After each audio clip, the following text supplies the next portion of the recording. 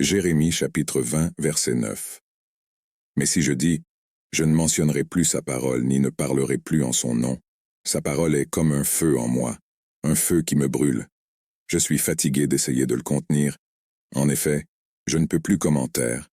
Ce verset est dans le contexte du livre de Jérémie, qui est un recueil de prophéties et de messages du prophète Jérémie au peuple d'Israël.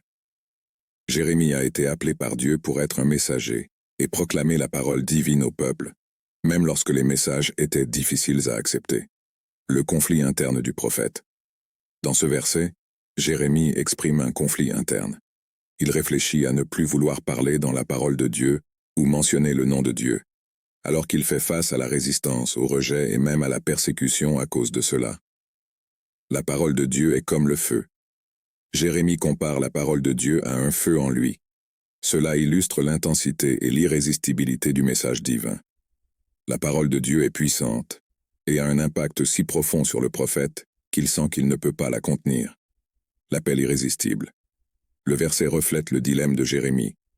Bien qu'il ait peut-être voulu éviter la responsabilité de transmettre les messages impopulaires de Dieu, il reconnaît que l'appel divin est irrésistible. Il ne peut faire taire la voix de Dieu qui brûle en lui. Ce verset fait ressortir la tension à laquelle de nombreux messagers de Dieu sont confrontés. Ils peuvent rencontrer de la résistance, de l'opposition, et même le désir d'éviter l'appel divin en raison des difficultés rencontrées. Cependant, lorsque Dieu met sa parole à l'intérieur de quelqu'un, cette parole devient quelque chose qui ne peut être contenu, supprimé ou ignoré. Pour les croyants, ce verset peut servir de rappel que la parole de Dieu est puissante et transformatrice.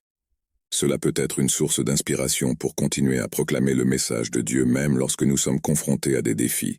Il souligne également que l'appel de Dieu est quelque chose que nous ne pouvons ignorer, car sa parole a un impact durable et profond sur nos vies et sur la vie de ceux qui l'entendent. John 3:16. Car Dieu a tant aimé le monde qu'il a donné son Fils unique, afin que quiconque croit en lui ne périsse pas, mais qu'il ait la vie éternelle.